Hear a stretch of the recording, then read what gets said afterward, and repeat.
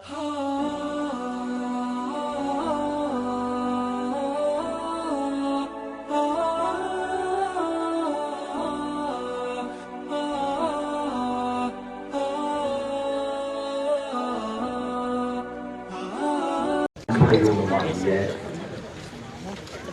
வல்ல ஏக இறைவனின் அமைதியின் சமாதானமும் அனைத்து மக்கள் மீதும் நின்று நிலவட்டும் என்று பிரார்த்திக்கின்றேன். அஸ்ஸலாமு அலைக்கும் வரஹ்மத்துல்லாஹி வபரகாத்துஹு. பெரும் கண்ணியத்துக்குரிய அதிராம பட்டணத்திலே அநீதிக்கு எதிராக ஆர்ப்பரித்திருக்கின்ற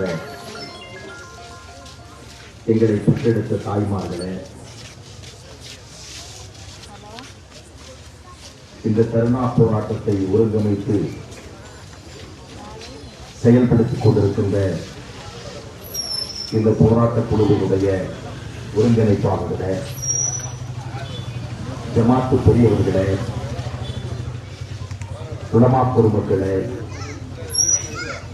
பல கட்சிகளை சார்ந்திருக்கின்ற அன்பு சகோதரர்களே, பல மதங்களை பின்பற்றி வாழ்ந்து கொண்டிருக்கின்ற எங்கள் தொப்புள் கொடி உறவுகளே, காவல்துறை நண்பர்களே, உளவுத்துறை சகோதரர்களே, முஸ்லிம்கள் வாக்களிக்க மட்டுமே பிறந்திருக்கின்றார்கள். அனைத்து கட்சியினருக்கும் முஸ்லிம்களுடைய ஓட்டு தேவை. ஓட்டுக்களை அளிப்பதற்கு முன்னால் தேர்தல் பிரச்சாரம் என்று ஒன்று நடைபெறும். அந்த தேர்தல் பிரச்சாரத்தில் அவிழ்த்து விடப்பட்ட நாய்களைப் போல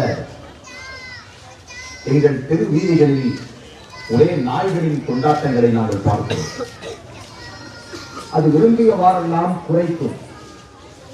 ஆனால் குறைக்கின்ற அந்த சத்தத்திற்கு மொழிகள் இல்லை. அதனால் திரும்ப அவர்களின் வாக்குறுதிகளை, அதன் சத்தங்களை நாங்கள் என்னவென்றே கேட்பதில்லை. அதுபோலத்தான் நிகழ்காலத்தின் அரசியல்வாதிகளின் நிலை இருக்கிறதோ என்று நாங்கள் அஞ்சுகிறோம். தேர்தல் வந்துவிட்டால் திராவிட முன்னேற்ற கழகத்தை சார்ந்தவர்கள் எங்கள் ஓட்டுக்களை பெறுவதற்காக என்ன சொல்லுவார்கள் என்று சொன்னால், இஸ்லாமியர்களின் ஒரே பாதுகாவலன் யார் தெரியுமா? அவர்களின் தலைவரின் பெயரை சொல்லுவார்கள். இஸ்லாமியர்களுக்குத்தான் எத்தனை எத்தனை பாதுகாவலர்கள்! அனைத்து கட்சியையும் சார்ந்த தலைவர்கள் எல்லாம் நமக்கு பாதுகாவலர்கள். ஆனால் இஸ்லாமிய மார்க்கம் மட்டும் எங்களுக்கு கற்பிப்பது என்ன தெரியுமா? இந்த உலகத்தில் எவனும் உங்களுக்கு பாதுகாப்பன் இல்லை, அல்லாஹ் தஆலாவை தவிர என்று கற்பிக்கிறது. ஆனால் இந்த ஓட்டு பொறுக்கி அரசியல் நடத்தக்கூடிய பொறுக்கிகள் என்ன சொல்லுவார்கள் என்று சொன்னால், உங்களுக்கு நாங்கள் தான் பாதுகாவலர் என்று சொல்லுவார்கள். ஆனால் இன்றைக்கு என்னுடைய சகோதரர்கள், எங்களை பெற்றெடுத்த தாய்மார்கள், எங்கள் ஈர கொலைகள் பர்தாவோடு இந்த ரோட்டிலே அமர்ந்திருக்கிறது. அந்த பாதுகாக்க பிறந்த எவனாவது இங்கே இருக்கிறானா என்று பார்த்தால் எவனையும் காணவில்லை. இதுதான் முஸ்லிம்களின் ஒரு அவலமான நிலை. நம்பி நம்பி வெம்பி வெம்பி நின்று கொண்டிருக்கிறதே தவிர அந்த நம்பிக்கைக்கு பாத்திரமான ஒரு அரசியல்வாதியையும் நாம் காணவே இல்லை என்ற வருத்தத்தோடு நாம் பேசிக் கொண்டிருக்கின்றோம். எதற்காக இந்த 500 பேர் இங்கே கூடியிருக்கிறார்கள்? எங்களுக்கு தலையெழுத்தா இந்த ரோட்டிலே அமர்வதற்கு? நாங்கள் என்ன பாவம் செய்தோம்? இந்த நாட்டின் அரசியல்வாதிகள் செய்வதை விட ஒரு பாவத்தை இந்த உலகத்தில் யாராவது செய்ய இயலுமா? அவ்வளவு கேவலமான அருவருக்கத்தக்க செயலை செய்தவர்கள் இந்த தேசத்தின் அரசியலை நடத்தி கொண்டிருப்பவர்கள். ஒரு கல்வி சாலையை இழுத்து மூடுவதற்கு யாரால் இயலும்? இந்த அரசியல் பொறுக்கிகளால் தான் இயலும். வேற யார் அதை செய்வார்கள்? அங்க என்ன நடந்து கொண்டிருக்கிறது? இந்த 50 சென்ட் நிலத்திலே ஏதாவது சமூக விரோத செயல்கள் நடைபெற்றுக் கொண்டிருக்கிறதா? கேளிக்கைகள் நடைபெற்றுக் கொண்டிருக்கிறதா? ஆபாசமான காட்சிகள் நடைபெற்றுக் கொண்டிருக்கிறதா? சாராய வியாபாரம் நடைபெற்றுக் கொண்டிருக்கிறதா? யாராவது இங்கே சூதாடுகிறார்களா? இது ஆட்சியாளர்களுக்கு ஏன் தெரியவில்லை? நாங்கள் அறிவுள்ளவனுக்கு தானே வாக்களித்தோம். ஏன் அந்த அறிவு கொண்டு நீங்கள் சிந்திக்க மறுக்கிறீர்கள்? அதுதான் எங்களின் கோபம், அதுதான் எங்களின் ஆவேசம். உலகத்தில் அல்லது இந்திய தேசத்தில் தமிழ்நாட்டில் முதலாக நடைபெறுகிற சம்பவமா இந்த சம்பவம்? 860 ஏக்கர் நிலம் இந்த அதிராமப்பட்டினத்தில் ஆக்கிரமிப்பிலே இருக்கிறது. அது யாருடைய கையிலே இருக்கிறது? நாங்கள் அதையெல்லாம் நீதிமன்றத்துக்கு கொண்டு செல்ல இருக்கிறோம். 860 ஏக்கர் புறம்போக்கு நிலத்தில் 60 ஏக்கர் நிலம் இப்பொழுது அரசின் கையிலே இருக்கிறதா? அப்படியானால் அந்த 800 ஏக்கரை ஆக்கிரமித்தவர்கள் யார்? அதுவெல்லாம் யாருக்கும் தெரியவில்லை.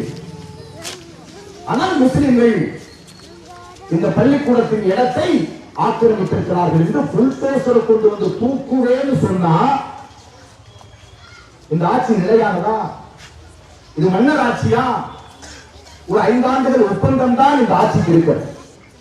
திராவிட முன்னேற்ற கழகத்தின் மேடையிலே இந்த அதிராமப்பட்டினத்திலே நான் ஓட்டு கேட்டேன். என்னவென்று கேட்டேன்?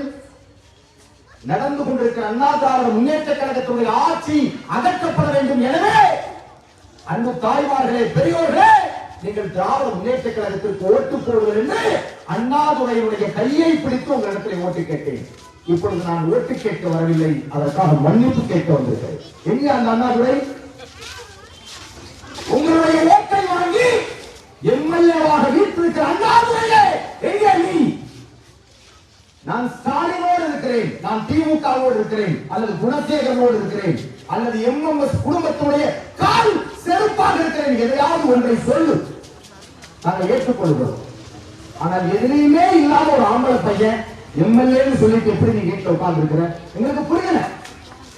ஒரு சட்டமன்ற உறுப்பினர் யார் தெரியுமா? மக்களின் பிரதிநிதி. அந்த தொகுதியின் மக்களுக்கான பிரச்சனையில இரண்டர கலந்திருக்கிறவனுக்கு பெயர்தான் சட்டமன்ற உறுப்பினர். இவருக்கு என்ன பெயர்? இதை கேள்வி கேட்பதற்கு முதலமைச்சர் வர வேண்டுமா? அதுதான் எங்களுடைய கேள்வி. யாரிடத்திலே கேள்வி கேட்பது? உங்களுடைய ஓட்டை வாங்கி உங்களுடைய சமுதாயத்துடைய தலைவர்களை மண்டையை கழுவி முஸ்லிம்கள் எல்லாம் காப்பாற்றிருக்கார் குணசேகரன். எல்லா முஸ்லிம்களும் மண்டையை கழுவி காப்பாற்றிட்டான். அதுக்கப்புறம் தான் இந்த பள்ளிக்கூடத்தின் மீது கை வைக்கிறார்கள். எவ்வளவு நிலங்கள் இந்த தமிழ்நாட்டிலே, ஒட்டுமொத்த இந்தியாவிலே முஸ்லிம்களுடைய நிலங்களிலே எந்தெந்த நாளோ ஆக்கிரமித்திருக்கிறார்.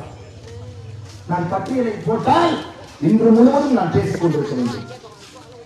வக்ஃபு நிலம் இருக்கிறதே, 3/2 பகுதி ஆக்கிரமிப்பாளர்களுடைய கையிலே இருக்கிறது, ஒரு பகுதி தான் முஸ்லிம்களுடைய கையிலே இருக்கிறது. நான் பிறந்திருக்கிற கோயம்புத்தூரில் ஆயிரக்கணக்கான ஏக்கர் நிலப்பரப்பு முஸ்லிம் வக்ஃபுக்கு சொந்தமானது. அத்தனையும் திராவிட முன்னேற்ற கழகத்தினுடைய ஆட்களால் ஆக்கிரமிப்பு செய்யப்பட்டிருக்கிறது. சகோதரர்களே, சென்னையிலே எவ்வளவு நிலங்கள் திராவிட முன்னேற்ற கழகத்தினுடைய ஆட்களால் ஆக்கிரமிக்கப்பட்டிருக்கிறது. அதையெல்லாம் மீட்டெடுக்க முடியுமா உங்களால்? இந்த அதிராமப்பட்டினத்தில் உள்ள எவ்வளவு நிலங்கள் இந்த முஸ்லிம்கள் தாராள மனம் கொண்டவர்கள். உலகத்திலேயே இப்படி ஒரு இனத்தை நீ பார்க்க இயலாது. எல்லாவற்றையும் அர்ப்பணிக்கக்கூடிய குணமுடையவர்கள், எதையும் எடுத்து வைக்க மாட்டார்கள். மனிதன் போகும்போது இடுப்புல உள்ள அணாக்கயிறு வரைக்கும் அறுக்கப்பட்டுத்தான் செல்லுகிறான் என்ற அந்த தத்துவத்தின் அடிப்படையில் வாழக்கூடிய முஸ்லிம்கள் நாங்கள் ஆக்கிரமிப்பாளர்களா? இதை நம்பி ஒருவர் பேசியிருக்கிறார். தென்காசியிலே பிறந்திருக்கிற ஒரு பேசுகிறார், அரசு சொத்து அதை நாம் ஆக்கிரமிக்கலாமா என்று கேட்கிறார். அவருக்கு என்ன தெரியும்?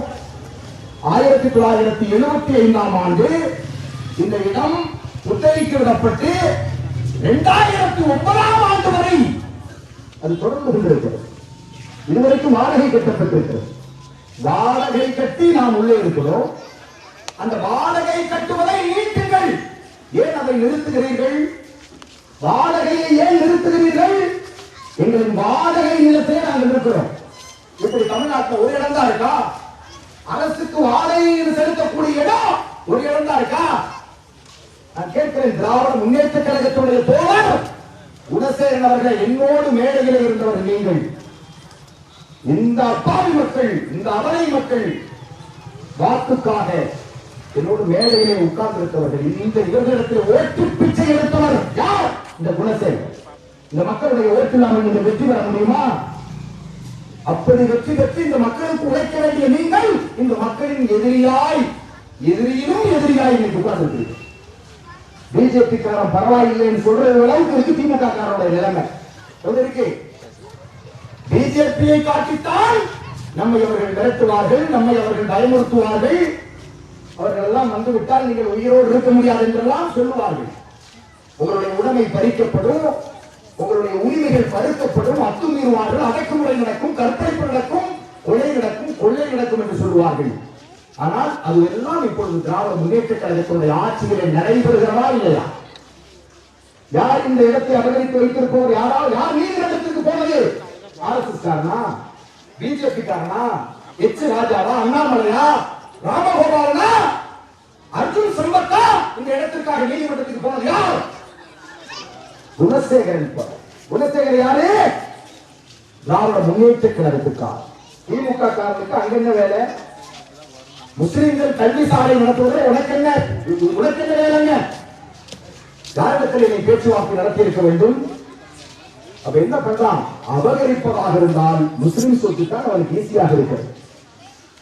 அதனால் தான் அதை கையகப்படுத்தி அவர்களுடைய வியாபார தலங்களாக அவர்கள் சூதாடுகிற, அவர்களுடைய சாராயம் காட்சிகிற இடமாக திராவிட முன்னேற்ற கழகத்தினுடைய இப்பொழுது இருக்கக்கூடிய சாராய கடைகளுக்கு சாராயம் காட்சிகிறவர்கள் யார்? இந்த அமைச்சர்கள் தான்.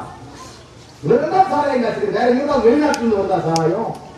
டாஸ்மார்க்கு மூத்திரம் வைக்கப்படுது, அது எங்கிருந்து வருது? யார் காய்ச்சலாம்? இவர்கள் தான் காய்ச்சலாம். அப்ப அந்த இடத்திற்கு பயன்படுத்தினால் அது தவறில்லை. இது ஆக்கிரமிக்கப்படல. நீங்கள் பறிக்காமல் விட்டீர்கள். வேலூர் கோட்டையிலே ஜலகண்டேஸ்வரன் கோயில் இருக்கிறது. அங்கே ஒரு பள்ளிவாசல் இருக்கிறது. அங்கே ஒரு தேவாலயம் இருக்கிறது. அது பிரிட்டிஷ்காரன் காலத்துல தொல்பொருள் ஆராய்ச்சியாளர்கள் கூட்டம். தொல்பொருள் ஆராய்ச்சியாளர் கூட்டம். அதுக்கப்புறமா இப்ப திறந்து விட்டுருக்கான் ஜலகண்டேஸ்வரன் கோயில. ஆனால் பள்ளிவாசல் பூட்டப்பட்டது. ஜலகண்டேஸ்வரன் கோயில், தேவாலயம், முஸ்லிம் பள்ளிவாசல் மூன்றுமே தொல்பொருள் ஆராய்ச்சியாளர்களால் பூட்டப்பட்டிருக்குன்னு சொன்னா திறக்கும் போது மூணு திறக்கணுமா வேண்டாமா? எது திறந்திருக்கான்? கோயில்ல போய் கும்பிடுவதற்கு அனுமதி, பள்ளிவாசலுக்குள்ள போகக்கூடாது. 2 போலீஸ்காரங்க பாதுகாப்பு போட்டிருக்கான். இது என்ன நீதி? இது நீதியா? இதை கேட்குமா திராவிட முன்னேற்ற கழகம்? இதை கேட்குமா? 10,000 பேரை திரட்டி ஒரு நாள் அங்கே போராட்டம் நடந்தது. 10,000 முஸ்லிம்கள் அந்த பள்ளிவாசலிலே தொழுகை போராட்டம் நடத்துவதற்கு நாங்கள் துணிந்தோம். இன்னும் போராடி கொண்டிருக்கிறோம். கெட்டின பள்ளிவாசல்ல தொழுகிறதுக்கு போராடிக்கிட்டு இருக்க அந்த ஆட்சியில. இதுதான் சிறுபான்மை மக்களை பாதுகாக்கிற ஆட்சியா? எனக்கு என்ன வருத்தம்னா, எந்த மண்ணில் நின்று கொண்டு நான் திமுகவுக்கு ஓட்டு கேட்டேனோ அதே மண்ணில் இன்றைக்கு அதை எதிர்த்து பேசுகிற துரதிஷ்டமான சூழ்நிலையை நான் சிந்தித்து பார்க்கிறேன். இந்த நிலைமைக்கு எங்களை தள்ளியது யார்? திமுக அழிஞ்சு போகுதுன்னா அதுக்கு யாரு காரணம் தெரியுமா? திமுகவில் உள்ள பொறுப்பாளர்கள் காரணம். திமுகவில் உள்ள பொறுப்பாளர்கள் சம்பாதிக்க ஆரம்பிச்சான். ஹராம் கிடையாது, ஹலால் கிடையாது, விபச்சார பணம்னு பாக்குறது இல்ல, கண்ணி அடிக்கிற பணம்னு பாக்குறது இல்ல, இன்னொருத்தனுடைய சொத்துன்னு பாக்குறது எல்லாம் அபகரிப்பு. இன்னைக்கு எதிர்கட்சியினுடைய எடப்பாடி பழனிசாமி பேசிக் கொண்டிருக்கிறார் என்று சொன்னால் போகிற போக்கில் பேசுவதல்ல, அது சிந்தித்து பார்க்க வேண்டும். நீங்கள் அவர் என்ன கேட்கிறார்? முஸ்லிம்களுடைய பாதுகாப்பு அரண் என்று திராவிட முன்னேற்ற கழகம் சொன்னீங்களே, நீங்க சிறைவாசிகளை விடுதலை செய்தீர்களா? உங்களாலேயா சிறைவாசிகள் வெளியில இருக்கா? அவங்க கேட்கிற கேள்வி. நீங்க ஹைகோர்ட்டுக்கு போய் என்ன சொல்றீங்க? சுப்ரீம் கோர்ட்டுக்கு போய் என்ன சொல்றீங்க? இவர்களை வெளியே விடக்கூடாது, வெளியே விட்டால் அவர்கள் தீவிரவாத செயலில் ஈடுபடுவாங்க என்றுதானே நீங்கள் நீதிமன்றத்தில் சொல்லுகிறீர்கள் என்று திமுகவை பார்த்து அவர் கேள்வி எழுப்புகிறார். இது ஒரு சாதாரணமான விஷயமா?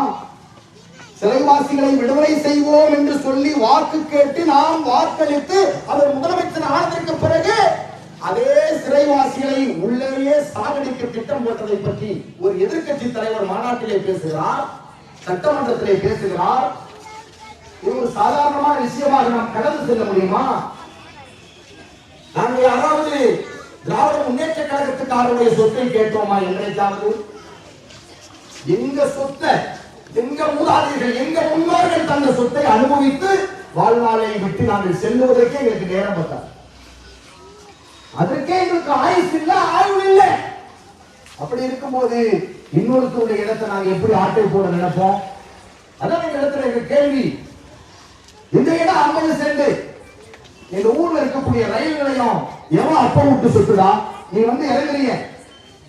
இந்த ஊர்ல இருக்கிற ரயில்வே ஸ்டேஷன் யாருடைய சொத்து? முஸ்லிம்கள் தானமாக கொடுத்த சொத்து.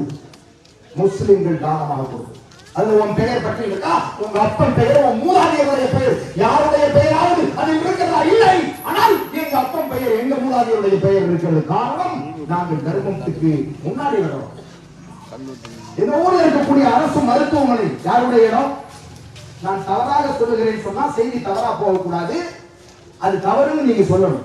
இந்த ஊர் மருத்துவமனை யாருடைய இடத்துல இருக்கு? முஸ்லிம்கள் கொடுத்த இடம் தானே. இந்த ஊர்ல இருக்கக்கூடிய பேருந்து நிலையம் அது யாருடைய இடம்? நம்ம முஸ்லிம்கள் கொடுத்த இடம். அது என்ன முஸ்லிம்கள் மட்டும் தான் அங்க பஸ் ஏறினாங்களா? முஸ்லிம்கள் மட்டும் தான் ட்ரெயின்ல போறாங்களா? முஸ்லிம்கள் மட்டும் தான் ஆஸ்பத்திரியில போய் ட்ரீட்மெண்ட் எடுப்பாங்களா? சொல்லுங்கள். நான் தான் கேட்கிறேன். குணசேகரன் கிட்ட நான் வைக்கக்கூடிய கேள்வி தான். நாங்கள் ஆக்கிரமிப்பாளர்கள் அல்ல, ஆக்கிரமிப்பாளர்களை வேரோடும் வேரோடு மண்ணோடும் விரட்டக்கூடியவர்கள் நாங்கள் ஆக்கிரமிப்பாளர்கள் கிடையாது. இந்த நகராட்சியினுடைய கட்டடம், இந்த ஊர் நகராட்சி கட்டடம் யாருடைய? நம்ம கொடுத்த முஸ்லிம்களுடைய இடம். அது மட்டும் இல்ல, கால்நடை மருத்துவமனை அது நம்ம கொடுத்த இடம். தண்ணீர் தொட்டி நம்ம கொடுத்த இடம். மின்சார வாரிய துணை மின் நிலையம் நம்ம கொடுத்த இடம். பத்திரப்பதிவு துறை அலுவலகமாவது அது நம்மளுடைய இடம். அது போக 1500 ஏக்கர் காவிரி முகையத்தின் நிலத்துல தான். அதே மாதிரி 43 கோயில்கள், இந்த இடங்களிலே தான் 43 கோயில்கள் இருக்கிறது நம்ம கொடுத்த இடத்துல. ஒரு நாளாவது அது உரிமை கொண்டாடி இருக்குமா? கிடையாது. இது போக 27 முக்கியமான நூற்றுக்கணக்கான ஏக்கர் சொத்துக்கள் இந்த ஊரில் நம்முடைய இடம். நாங்க என்ன கேட்கிறோம்? அங்கே ஒரு கல்வி சாலை நடந்து கொண்டிருக்கிறது. அங்கே பிள்ளைகள் படித்துக் கொண்டிருக்கிறார்கள். 150க்கும் மேற்பட்ட மாணவிகள் அங்கே பயின்று கொண்டிருக்கிறார்கள். அவர்களுக்கு இந்த மார்க்க ரீதியான ஒழுக்க கல்விகள் கற்றுக் கொடுக்கப்படுகிற இடம் அது. அவர்கள் அதை புனிதமாக பார்க்கிறார்கள். அங்கே வந்து காலையில 5:45 மணிக்கு எல்லாரும் பதில் துறைக்கு போயிட்டு இருக்கும்போது நீ ஒரு ஜேசிபியை கூட்டிட்டு வந்து, யார் வர்றா கூட? சுகாதார பணியாளர்கள். ஒரு இடத்தை இடிக்கிறவர்கள் யாரை கூட்டிட்டு வர? சுகாதார பணியாளர்கள் அழைத்து வரப்படுகிறார்கள். பெண்களை அழைத்து வரப்படுகிறார்கள். இதான் அதிகாரமா? இதான் ஒரு சட்டத்திலே சொல்லப்பட்டிருக்கிறதா? சட்ட வரம்புக்குள்ளே உள்ளதா இதெல்லாம்? இல்லை. அப்போ அதிகாரம் கையில் இருந்ததுன்னா இந்த சட்டம் உனக்கு கால் செருப்பாக இருக்கும் என்று சொன்னால் அந்த சட்டத்தை நாங்கள் எப்படி ஏற்றுக்கொள்வோம்? நீ சட்டத்தை மீறுகிற போது நாங்கள் எப்படி அதை ஏற்றுக்கொள்வோம்? அதான் உட்கார்ந்து இருக்கோம். எங்கள் உரிமையை மீட்டெடுப்பதற்காக உட்கார்ந்து இருக்கிறோம். எல்லாத்துக்கும் ஒரு முறை இருக்கு, ஒரு வரம்புகள் இருக்கிறது, வழிகாட்டு நெறிமுறைகள் இருக்கிறது. அத்துணை நெறிமுறைகளையும் இந்த பள்ளிக்கூட விஷயத்தில் மீறி இருக்கிறது இந்த நகராட்சி நிர்வாகம். அவருடைய வன்மத்தை, அவருடைய கோபத்தை, அவருடைய பழி வாங்குகிற உணர்வை அவர்கள் வெளிப்படுத்துகிறார்கள். முஸ்லிம்கள் மீது அவர்களுக்கு உண்மையான அன்பு கிடையாது, உண்மையான உறவு கிடையாது, கள்ளத்தனமான அன்பு வைத்திருக்கிறார்கள். நாடகம். அவர்கள் உங்கள் சமுதாயத்தில் அழிக்க பிறந்தவர்கள். நான் குணசேகரை குற்றம் சாட்டுகிறேன். இந்த சமுதாயத்தின் சாவில் வாழ வேண்டும் என்று நினைக்கிற பாடுகிறவர்கள். இந்த தாய்மார்களுடைய கண்ணீர் உங்களை விட்டு விடாது. இந்த தாய்மார்களுடைய துவா பிரார்த்தனை உங்களை இந்த மண்ணில் வாழ செய்யாது. நீங்கள் செய்து கொண்டிருக்கிற அக்கிரமம் அது. இதுக்கு யார் பண்ண போனா? யாரு பேர்ல முஸ்லிமா இருக்கிறவர். அதான் எனக்கு ஆச்சரியமா இருக்கு. வாழ்க்கையில இஸ்லாம் கிடையாது, பேர்ல இந்த உலகத்தை ஆட்சி செய்யணும் நினைப்பு. எல்லா கோடிகளையும் நானே சம்பாதிக்கணும், நானே அதிகாரத்தை பிடிக்கணும். அல்லாஹ் ஒரு நரம்பை இழுத்துட்டா அடுத்த நொடி துடிதுடித்து இந்த மண்ணிலே நீ வீழ்ந்து விடுவாய் என்பதை அவன் சிந்திப்பது இல்லை. உன்னை விட எத்தனை எத்தனை பேரை இந்த மண் விழுங்கி இருக்கிறது. நீங்க தான் நிலையானவர்களா இந்த பூமியில? உட்கார்ந்து கொண்டிருக்கிற நாம் நிலையானவர்களா? நாம் சங்கிலித்துள்ளதாய் வாழக்கூடியவர்கள், ஒருவருக்கு பின் ஒருவராக இந்த பூமியை விட்டு செல்லக்கூடியவர்கள் நாம். ஆனால் இந்த பாவிகள் அப்படி நினைப்பதில்லை.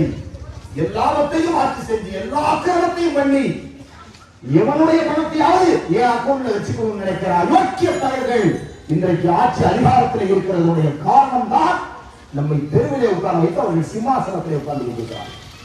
அதைத்தான் நாம் கண்டிக்கிறோம், வேற எதுவுமே கிடையாது. 2 சட்டமன்ற உறுப்பினர், ஒரு எம்பி, முஸ்லிம்களுக்கு 2 சட்டமன்ற உறுப்பினர் இருக்கிறார்கள், ஒரு எம்பி இருக்கிறார்கள். எங்கே அவர்கள்? இதற்கெடுத்து என் தாய்மார்கள் ரோட்டிலே உட்கார வேண்டும், நீங்கள் எல்லாம் இதற்கு இப்படி இரவு பகலாக கஷ்டப்பட வேண்டும். நாம் யாருக்கு வாக்களித்தோம்? அண்ணா திராவிட முன்னேற்ற கழகத்தை தோற்கடிப்பதற்காக திமுகவுக்கு ஓட்டு போட்டோம். திமுகவுக்கு ஓட்டு போட்டது எதற்காக? 2 எம்எல்ஏக்களுக்கு சீட்டு கொடுக்கிறார்கள். எதுக்கு சீட்டு கொடுப்பாங்க? தமிழ்நாடு முழுவதும் முஸ்லிம்கள் எங்களுக்கு வாக்களிப்பதற்காக 2 பேருக்கு சீட்டு கொடுக்குறாங்க. தமுக முஸ்லிம் லீக்ல ஒருத்தருக்கு சீட்டு கொடுக்குறாங்க இல்லையா?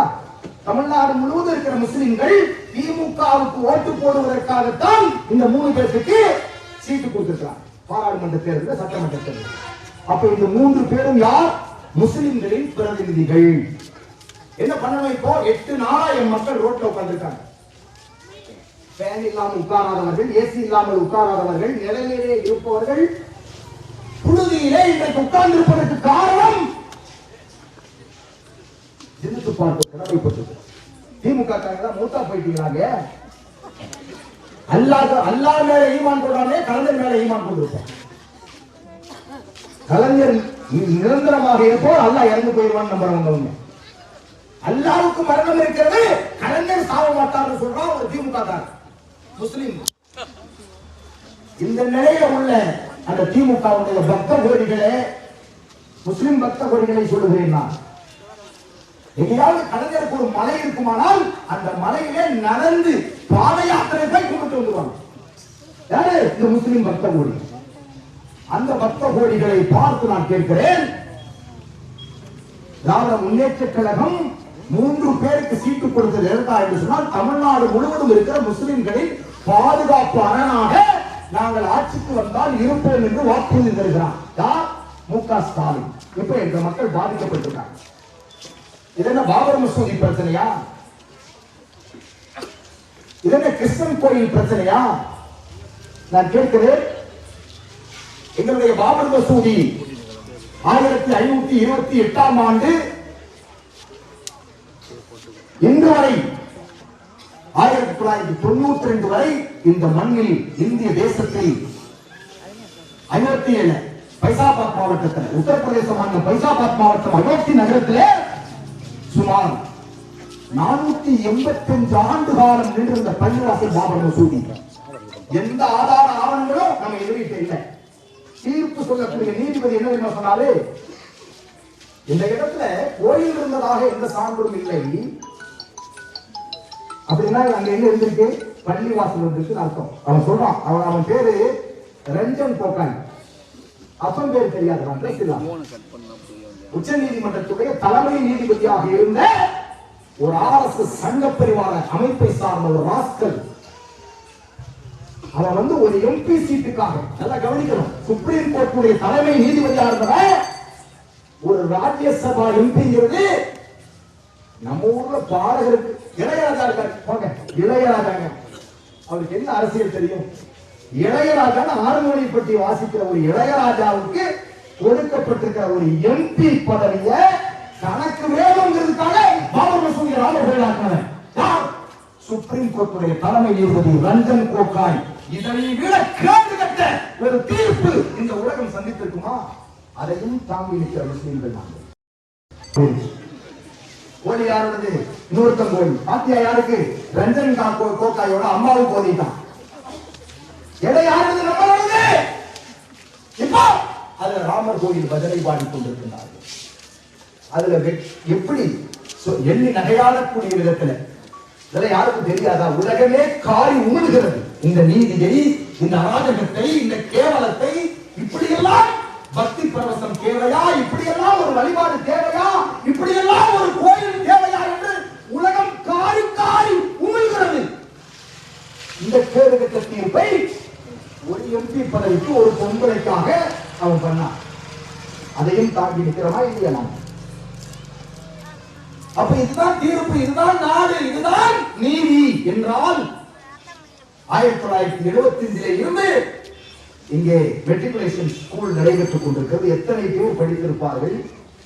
என்ன நடைபெற்றுக் கொண்டிருக்கிறது? ஒரு கல்வி சாலை நடத்துவது சாதாரணமான விஷயமா? அது என்ன, ஒரு கல்வி சாலைக்கு ஒதுக்குறதுல உங்களுக்கு இவ்வளவு பொறாமை, இவ்வளவு வக்கிரமும்? அதை அபகரிப்பதில் ஒரு பள்ளிவாசலுக்கு முன்னாடி அதை அபகரித்து வேற ஏதாவது ஒண்ணு செய்யல. இவ்வளவு வேகத்தை குணசேகரன் காட்டுவதற்கு என்ன காரணம்? எங்களுடைய நேரடி எதிரி யார் தெரியுமா? இப்போ எங்க முன்னாடி நரேந்திர மோடி, இப்ப எங்க முன்னாடி இல்ல அதிராமப்பட்டினத்துல. எங்க முன்னாடி பாபர் மசூதியை எடுத்து அத்வானி கிடையாது. எங்க முன்னாடி நேரடியாக நிற்கிற எதிரி யார் தெரியுமா? திராவிட முன்னேற்ற கழகத்தின் நகர செயலாளர் குணசேகரன். எங்க முன்னாடி உயிரோடு இருக்கக்கூடிய எதிரி, எங்கள் சமய எதிரி, எங்கள் வழிபாட்டு எதிரி, எங்கள் நம்பிக்கையின் எதிரி, எங்கள் மக்களுக்கு நாங்கள் கொடுக்கிற கல்வியை எதிர்க்கக்கூடிய எதிரி மகா பாவினி என்று இந்த மக்கள் சொல்கிறார். அதனால்தான் உன்னை எதிர்த்து உட்கார்ந்துட்டாங்க இந்த ரோட்ல. இங்க ஈமான் கொண்ட எந்த முஸ்லிமாவது குணசேகரனுக்கு ஓட்டு போடுவீங்களா? இல்ல, சத்தத்தையே காணலாம். இது எம்எம்எஸ் குடும்பம் எப்படி அதிகாரத்துக்கு வரும்? நீங்க தான் மதம் மாறிட்டீங்களே. முஸ்லிம்கள் எல்லாம் ஓரணியில நிற்கிறாங்க, நீங்க குணசேகரனுடைய தொட்டில் இருக்கிறீங்க. உங்களை ஆட்டிக்கிட்டே இந்த முஸ்லிம்களை பழிவாங்க. குணசேகரின் தொட்டிலில் வாழுகிறவர்களாக இந்த எம்எம்எஸ் காரங்க மாறிட்டீங்களே. உங்களுக்கு தேவை என்ன? நிலம், பணம், அதிகாரம், கவுன்சிலர், தலைவர் போஸ்ட். அதுக்காக காங்கிரஸ் திமுக போவீங்க, திமுக அண்ணா திமுக போவீங்க, அண்ணா திமுக பிஜேபி போவீங்க, பிஜேபி எந்த முன்னணிக்கு கூட போலாம். நமக்கு என்ன தேவை? இந்த பூமியில அல்லாஹ் கேட்பான் நாளைக்கு மறுமை நாள்ல தட்டி எழுப்பி, என்ன பதவியோடு வந்தாய்? அல்லா, நான் வந்து நகராட்சி தலைவராக சொல்றது, நீ என்ன பதவியோட வந்தாய் என்று நம்ம தலிபாயிட்ட கேட்பான். அல்லா, நான் இடையில அதை பத்தி சிந்திக்கவே இல்லை, அஞ்சு நேரம் தொழுதேன் போ நரகத்துக்கு. அல்ல சொல்லுவானா? என்ன சகோதரர்களே, இந்த பதவி வெறி நம்மை கொண்டு போய் நரகத்திலே விட செய்யும். இந்த மக்களுக்கு அதை பயன்படுத்தி ஏதாவது ஒன்றை செய்ய வேண்டும் என்கிற நியத்தில்லை என்று சொன்னால் அதுதான் நமக்கு நாளைய நரகம். அந்த நரகத்தை இன்னைக்கு வரை கொடுத்து வாங்கிட்டாங்க. அல்லாஹ்விடத்தில் நீ துஆ செய்ய கடமைப்பட்டிருக்கிறீர்கள். யா அல்லாஹ், எதிரியை கூட மன்னித்து விடலாம், துரோகியை மன்னிக்க கூடாது. ஒன்று இரண்டு சொத்தல்ல நம்மை விட்டு போயிருப்பது. இது ஒரு அரசு நிலமாக இருக்கலாம். ஆனால் இந்த இடத்தை 1945ஆம் ஆண்டு ஒரு வானொலி பூங்காவுக்கு கொடுத்தது யார் தெரியுமா? முஸ்லிம். முஸ்லிம் முஸ்லிம் அட கேடு கட்டவனே, முஸ்லிமோட சொத்தை ஆட்டை போட நினைக்கிறியாடா என்று என் மக்கள் கேட்கிறார்கள். எல்லாரும் நாளைக்கு மேல கேஸ் போட்டுவாங்க. மக்கள் மக்கள் நம்ம சொன்ன பிரச்சனை இல்லை. இல்ல, இங்க பாத்தீங்களா, கலெக்டர் கொடுத்திருக்கிற ரிப்போர்ட், கலெக்டர் கொடுத்திருக்காரு. இந்த இடம் ஒரு முஸ்லிமால் முஸ்லிமுடைய இடத்துல கையகப்படுத்தணும். எதற்காக தெரியுமா? வானொலி நிலையம் அமைப்பதற்கு. எங்க அந்த வானொலி நிலையம் அமைக்கல. 1975 இந்த சாஃபி மெட்ரிகுலேஷன் பள்ளியினுடைய நிர்வாகிகள் அதை குத்தகைக்கு எடுக்கிறாங்க. கரெக்டா நான் சொல்லுவது சரியா? அதை குத்தகைக்கு எடுக்கிறாங்க. இது என்ன இன்டர்நேஷனல் குற்றமா குத்தகைக்கு எடுத்தது? அந்த குத்தகை கொடுத்த இடத்தை வாடகை வாங்க மறுத்து நீங்க என்ன செய்றீங்க? அந்த வாடகை தொகை நீட்டி தருவதை தவிர்த்து விட்டு இதை இடிக்க நீங்க முயற்சி செய்ய நாங்க தடுக்கிறோம். இதான பிரச்சனை. வேற ஏதாவது இருக்கா? வேற எதுவுமே கிடையாது. நான் கேட்பது என்னவென்று சொன்னால், இந்த செய்தி இங்க இருக்கிற உளவுத்துறை குறித்துக் கொண்டிருக்கிறார்கள் 8 நாளாக. இது உளவுத்துறையா உளவுத்துறையா? நான் கேட்கிறேன். மக்களுடைய வரிப்பணத்தில் சம்பளம் வாங்குகின்ற அரசு உளவுத்துறை அதிகாரிகள், இதை நீங்கள் முதலமைச்சருடைய தனிப்பிரிவுக்கு சொல்லிவிட்டீர்களா? முதலமைச்சர் எனக்கு தெரிந்து கோமாவிலே இல்லை, அவர் ஆரோக்கியமாக இருக்கிறார். எனக்கு தெரிந்து நினைவாற்றல் தெளிவாக இருக்கிறது முதலமைச்சருக்கு. ஏதோ திமுக காரன், ஏதோ அண்ணா திமுக காரன் வந்து யாரையோ துணை முதலமைச்சராக போட போறேன்னு சொன்னதுக்கெல்லாம் பதிலளித்திருக்கிறார். அது ஒரு ஆளுடைய பிரச்சனை. இதோ ஆயிரக்கணக்கான மக்களுடைய மானம் இந்த நிலம் இல்லையா? எங்களின் மானம், எங்களுடைய கல்வி, எங்களுடைய அறிவு, எங்களுடைய எதிர்காலம் சன்னதி எங்க போய் படிக்க முடியும்? இந்த ஊருக்கு வெளியில போய் படிக்க முடியுமா? இதை விட அந்த சாஃபியா மெட்ரிகுலேஷனுடைய அந்த நிர்வாகம் இதற்கு பதிலாக உங்களுக்கு ஒரு இடத்தை தரும். 55 சென்ட் இடமா 55 சென்ட் இடத்தை தரும் சொல்லியிருக்காங்க. அதெல்லாம் எங்களுக்கு வேண்டாம், எங்களை அடக்கம் பண்றது இங்கதான் பண்ணணும்ங்கிறாங்க. ஏன் அப்படி வர்றீங்க? நல்லா வாங்க நீங்க. ஏன் இந்த இடம் உங்களுக்கு இவ்வளவு பிடிச்சிருக்கு? முஸ்லிம் ப்ராப்பர்ட்டினா ரொம்ப ருசிக்கணும். எவ்வளவு சாப்பாடு சாப்பிட்டுருப்பீங்க? இந்த மக்கள் எவ்வளவு உங்களுக்கு சமைச்சு போட்டிருப்பாங்க? உங்களை சகோதரர்களாத்தான நினைச்சாங்க, எங்கள் ஈரக்கொலைகளாத்தான நினைச்சாங்க. எங்களுக்கு ஜாதி மத பேதம் கிடையாது, அண்ணன் தம்பி மனோபாவத்தில் தான் நாங்க எல்லாத்தையும் பார்க்கிறோம். ஒருத்தர் இந்துவா இருப்பாங்க, ஒருத்தர் கிறிஸ்தவர், எல்லாம் என்னுடைய சகோதரர்களாக தானே பார்க்கிறாங்க. ஏன் எங்க மேல வண்ணத்தை தூவுறீங்க? இதுல வேற பிஜேபி காட்டி மிரட்டான் இந்த திமுக காரன். பிஜேபி காட்டி மிரட்ட அவர்கள் வந்து விட்டா மூச்சு நின்றுமா? அவர்கள் வந்துட்டா என்ன நடக்கும்? நாங்க வாழ முடியாதா? அப்பதான் நேரடியாக ஒரு போர் நடக்கும். இந்திய தேசத்தில் எங்களை வாழ முடியாமல் எவன் செய்தாலும் எந்த இஸ்லாம் சொல்லுகிறதோ அதே இஸ்லாம் தான் சாராயத்தை ஹராம் சொல்லுது. அவனுக்கு ரெண்டு ஒண்ணுதானே. சாராய காசை வாங்கி திங்கிறவன் விபச்சார காசையும் சாப்பிடுவான். அவனை எப்படி நம்புவீங்க? நீங்க எப்படி முஸ்லீம் அவனுக்கு ஓட்டு போடுறீங்க? இனிமேல் நீங்கள் தரம் எடுத்து பார்க்க வேண்டும். மற்றவனுக்கெல்லாம் தொப்பி போட்டவனுக்கெல்லாம் தாடி வச்சவனுக்கெல்லாம் நீங்க ஓட்டு போட்டு இன்னைக்கு நம்மளோட தான் நிக்கிறோம். ஒரு கவுன்சிலர் என்பவர் யார்? மக்களின் பிரச்சனைகள் மக்களோடு நிற்பவர் தான் கவுன்சிலர். எங்க ஊர்ல ஒரு கவுன்சிலர் இருக்காரு, கபீர் பாய். எங்க பிரச்சனைக்கு வந்து நின்று நாங்க கும்பிட வந்து நிக்கிறார். அகிராமப்பட்டத்தில் ரவுடிசம் பண்றாங்க. இந்த ரவுடித்தனத்தை நிறுத்துகிறவரை உங்க வீட்டு முட்டத்தில் இருந்து நான் வெளியே ஆம்பளை பையனா சொல்லியிருக்கேன். அவர் நகர விட மாட்டேன். என்னை காவல்துறை வந்து இழுத்து செல்லும், சிறையில் அடைப்பார்கள். வெளியில வந்து மறுபடியும் உங்க ஸ்டாலின் வீட்டு உட்காருங்க. இதே கோரிக்கைக்காக மறுபடியும் அரெஸ்ட் பண்ணுவான், என்ன புலன் செயலுக்கு கொண்டு போவான். 15 நாள்ல வெளியில வந்து மறுபடியும் போவேன் ஸ்டாலின் வீட்டுக்கு. அவர் சாவர வரைக்கும் போவேன் அல்லது நான் சாவணும்.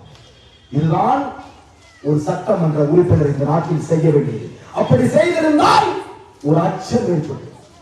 எங்களுக்கு தேவை பேச்சு இல்லை, நாம் பேசத்தான் முடியும். எங்களுக்கு அதிகாரம் இல்லை. நான் ஒரு சட்டமன்ற உறுப்பினர் கிடையாது, நான் ஒரு பாராளுமன்ற உறுப்பினர் கிடையாது. நான் பேசத்தான் இயலும். உங்கள் கோரிக்கையை கத்தி கத்தி சொல்லத்தான் இயலும். இந்த செகண்ட் மூதாதிகளுக்கு ஓங்கி அடித்து சொல்லத்தான் எங்களுக்கு தெரியும். ஆனால் ஒரு சட்டமன்ற உறுப்பினர், 2 சட்டமன்ற உறுப்பினர் இருக்காங்க, நல்லவர்கள் அவர்கள். பேராசிரியர் எம்எச் ஜவாஹிருல்லா பேசிய பேச்சை நான் கேட்டேன். மிக சாதுரியமான பேச்சு, இல்லை என்று மறுக்கவில்லை. நீங்கள் மக்களின் குரல். ஆனால் எங்களுக்கு தேவை குரல் அல்ல தீர்வு. உங்களுக்கு தேவை குரலா தீர்வா? தீர்வு தீர்வு தீர்வு தீர்வு தீர்வு. இந்த தீர்வை தரக்கூடிய சட்டமன்ற பாராளுமன்ற முஸ்லிம் உறுப்பினர்களே வாங்க, இங்க வாங்க. அல்லது நீங்கள் செல்ல வேண்டியது முக ஸ்டாலினுடைய வீட்டுக்கு. காரணம் அவர்தான் தமிழ்நாட்டுடைய முதலமைச்சர். அப்பாயின்மெண்ட் கேட்கணும். அப்பாயின்மெண்ட் கேட்டுட்டு இந்த மக்களுக்கு நீங்க பதில் அளிக்கணும். நாங்க அப்பாயின்மெண்ட் கேட்டுட்டோம், அந்த செய்தி அதிரை செய்தியில வரணும். அதிரை செய்தியை நிறுத்தி வச்சிருக்காங்க. அப்பன் பேர் தெரியாத அதிரை செய்தியை நிறுத்துறது எவனா? எவனுக்கு அதிரை எக்ஸ்பிரஸ் செய்தியை எவனோ அப்பன் பேர் தெரியாத நிறுத்தி வச்சிருக்கான்னு சொல்லி சொன்னாங்க. அநேகமா அவர்கள் எங்கேயோ சவுத் ஆப்பிரிக்காவில் தான் அதை செஞ்சிருக்காங்கன்னு சொல்லி சொல்றாங்க. கருப்பிடத்தை சார்ந்தவர்கள் நினைக்கிறாங்க, கருப்பாளர். அப்ப அதனை செய்தியில போடணும். இன்றைக்கு எம்எஸ் ஜவாஹிருல்லா அவர்களும் அப்துல் சமத் அவர்களும் நம்முடைய நவாஸ் கனி அவர்களும் முதல்வரை சந்திப்பதற்கு தேதி கேட்டிருக்கிறார்கள். 2 நாள் கழிந்து இதோ நாங்கள் காண செல்லுகிறோம் செய்தி அதனை எக்ஸ்பிரஸ்ல வரணும். 3 நாள் கழிந்த உடனே நாங்க பேசிட்டோம். நான் சொல்லணும், நம்முடைய பிரதிநிதிகள் அவர்கள் யார்? முஸ்லிம் சமுதாயத்தின் பிரதிநிதிகள் அவர்கள். அவங்க ஜெயிக்கிற வரைக்கும் தான் திமுக, ஜெயிக்கிற வரைக்கும் தான் மாமக, ஜெயிக்கிற வரைக்கும் தான் முஸ்லிம் லீக். ஜெயிச்சுட்டாங்க யாரு? நம்மளுடைய பிரதிநிதிகள். நம்முடைய கருத்துக்களை அவர்களுடைய நாவில் அவர்கள் பேசுவார்கள். அவர்கள் போய் தமிழக முதலமைச்சரை சந்தித்து விட்டு நாங்கள் பேசிவிட்டோம், நான் பார்த்துக் கொள்ளுகிறேன் என்று முதலமைச்சர் சொல்லிவிட்டார் என்று சொல்ல வேண்டும். இல்லை என்றால் இதில் நான் ஒன்றும் செய்ய முடியாது என்று அவர் சொல்லிவிட்டார் என்று சொல்ல வேண்டும். இதுதான் தீர்வு. அவர் அப்படி சொல்லிட்டாரு வைங்க, செய்ய முடியாது. மு.க. ஸ்டாலின் சொல்லிட்டா இன்ஷா அல்லாஹ் வருகின்ற பாராளுமன்ற தேர்தலில் தமிழ்நாட்டு முஸ்லிம்களுடைய ஓட்டுகள் மாறி குத்துவதை எவனாலும் தடுக்க முடியாது. இதுதான் எங்களுடைய தேர்தல் பிரச்சாரம். தேர்தல் பிரச்சாரம் பின்னாடி உங்களுக்கு ஓட்டு போடணும்.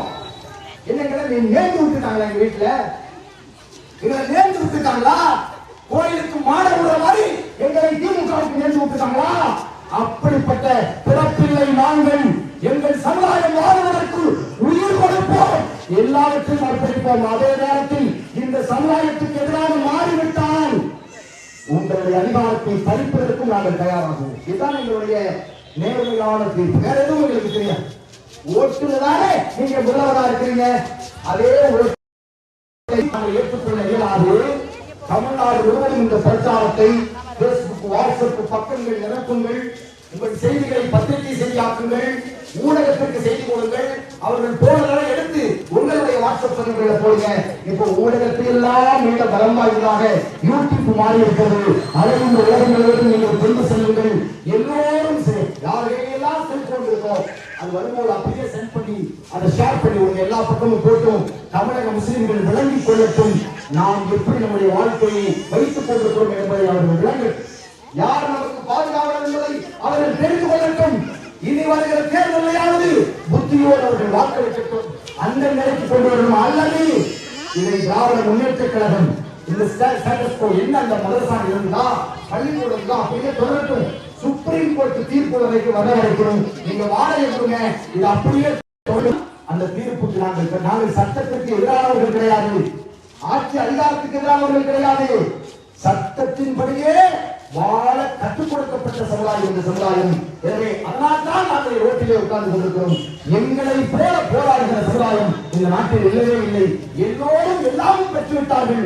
நாங்க தான் ஓட்டாண்டியாட்டம் இன்னைக்கு உட்கார்ந்து இருக்கிறோம். இந்த நிலைமை மாறுவதற்கு என் அன்பு சகோதர சகோதரிகளே, அனைவரும் நீங்கள் துவா செய்யுங்கள். இந்த போராட்டத்தினுடைய வலிமை கூட வேண்டும். இந்த அனாமப்பட்டத்தில் இருக்கக்கூடிய அத்துறை